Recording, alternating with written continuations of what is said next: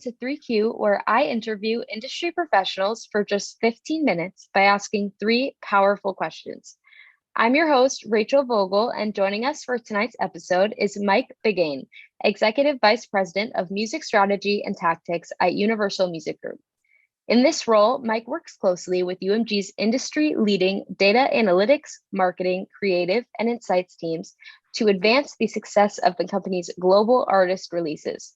Previously, he served as Spotify's global head of curation, where he helped develop and build New Music Fridays and today's top hits into two of the service's biggest playlists. So without further ado, Mike, it's so great to have you join us. How's it going? Going really well. Thanks so much for having me here. Of course, super excited. So with that, we can dive right in if you're ready. I'm ready. Fire away. All right. Imagine for a second you're sitting down with your 25-year-old self. What one piece of advice would you give him on a personal note? And what one piece of advice would you give him from a business perspective? It's a very good question. Thank you. On a personal note, I've got no real advice for 25-year-old me. I think I'm pretty grateful for all the experiences I've had, because they've all led me up to being able to appreciate how lucky I am to be doing what I'm doing. But I would definitely tell 25-year-old me to quit smoking cigarettes, so I didn't have to. But professionally, I would say it would be to be okay with trying new things and outgrowing friend groups and learning from outside of your circle. I think that new people means conversations and information, and that's how you grow. And it's really difficult to evolve unless you are surrounding yourself with people that are going to make you sharper and bring in new experiences. Myself in my 20s, my background is that I got started with a band with my friends from high school. And that was fun. kind of, we had a great time. But as I grew out of that and I started meeting new people and new cultures and new experiences, it made me realize like how much more I had to learn if I wanted to be able to be successful at the highest level. So I think learning new things and being aware of your surroundings will bring you new opportunities, and then all you need is a little bit of luck and hard work. So that's what I would say to my 25-year-old stupid self. That's great advice. And you bring up a good point. I think that a lot of people, unfortunately, either learn too late or never learn that you need to really branch out and expand in order to get the most out of life and also to be as successful as you can be. Yeah, I mean, everything moves so fast now, and there's so much opportunity. And things change so quickly, even moving from like Spotify to TikTok and how fast that has gone.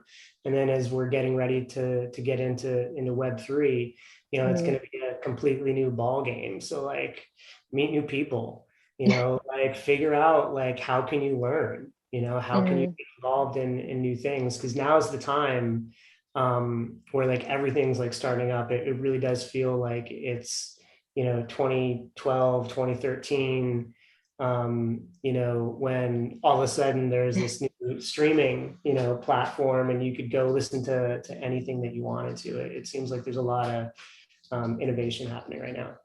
Absolutely. All right, moving right along. Question number 2. Every industry has its dirty little secrets, and we all know that it's no different in the music industry. Sometimes people think that's a bad thing, but that isn't always the case. Sometimes they can be great. What's one secret you would like to share with our listeners about the industry?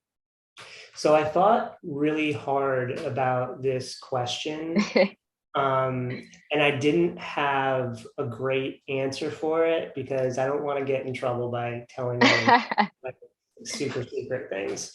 But I thought maybe what I could do here is tell a funny story about how Spotify playlists, came to feature artist images on the cover. That's a little bit of a secret. So for your listeners, this is a little bit of a trivia for you. But the very first New Music Friday, which was New Music Tuesday, that back then was supposed to be Ariana Grande's Break Free. And we were going to use this nice new image of Ariana Grande and put on the cover, and the record label, Republic Records, who I work very closely with now, and are the best, the smartest people ever. But back then, there wasn't a whole lot of understanding around what Spotify was. So when we asked them to use an artist image for Ariana on the cover of New Music Friday, they said no. So the very first playlist, like new music playlist on Spotify, actually had a generic record store cover on it because the record label wouldn't give us approval to use the artist image. Now, the really funny part about that is that week the playlist did really, really well, was very successful. So the next week, Demi Lovato's Cool for the Summer was coming out, and we just said, like, screw it. We put an artist image on it for Demi anyway. And from there on, like, artists were pitching for to get featured on playlist covers. So when you look at Spotify and Apple Music and Amazon, and you're wondering where those playlist images came from, the first one was a generic record store because Republic said no. Oh my gosh, that's so funny. Yeah, you would never know. So speaking of Spotify, so you worked there before, and that's a huge change going into the label system, or is it not? I'm curious to know what the change was like. Yeah, it was a really big change. But I felt like being at Spotify, I had a very unique perspective as far as how the music industry was evolving into this this new digital streaming landscape.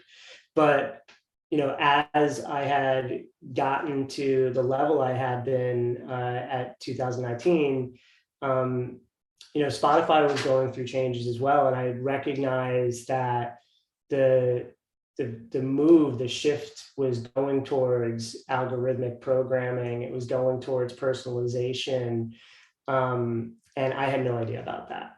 I knew how to do it from working with the teams there, but I needed to learn the business more, and I needed to learn the entire industry, not just Spotify. So that's really what drove me to go to UMG, and I've spent the last like 3 years like working with some incredibly intelligent people, and seeing all these new platforms pop up, and I just think it's so exciting, because all of a sudden the barrier to entry, and the ability to be able to find audience is available to everyone, which is really, really cool. That's great. Yeah. All right. Well, I told you in the beginning it goes pretty fast. We're already at our last question. Cool.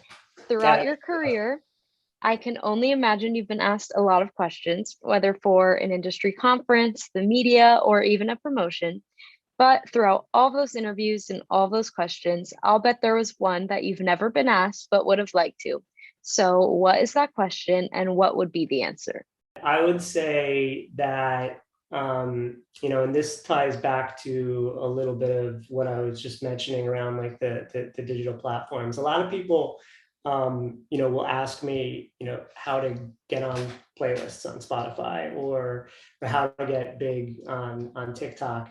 Like, instead of like asking what I'm really passionate about, which is like why those playlists reach millions of listeners, or why TikTok is able to make your track go viral.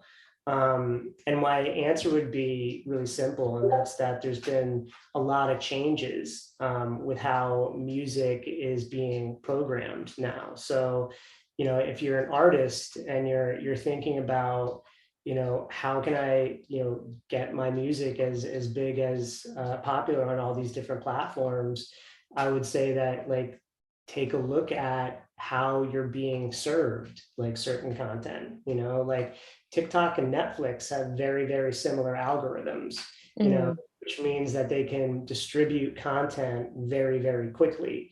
And the reason being is because they're what's called exploratory algorithms, which means they don't need that same level of data as, say, a YouTube or a Spotify, Right. so which uses a different method of programming that is dependent on user data, which means that it reaches the audience slower. So when we're talking about, one product or, one song, like, the way that people consume that song is different on different platforms, and it reaches the destination on different platforms. So you need to be able to, apply a marketing strategy or respond to each platform differently.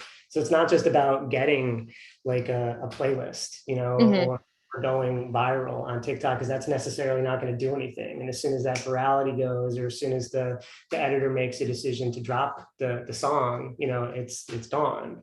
Right.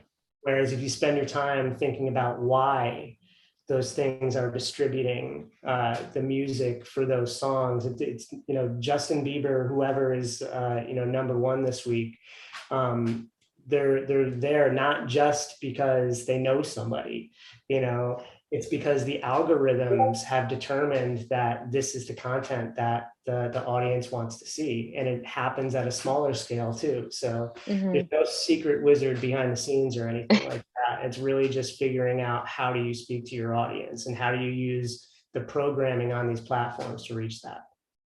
Definitely. That was incredibly informative. Thanks so much. Well, Mike, it has been so wonderful having you on 3Q tonight. I appreciate you taking the time to chat with me. Of course. And to all of my listeners, I know you enjoyed hearing from Mike just as much as I enjoyed speaking with him. So stay tuned for next week's episode of 3Q, where I interview industry professionals for just 15 minutes by asking 3 powerful questions. See you next time.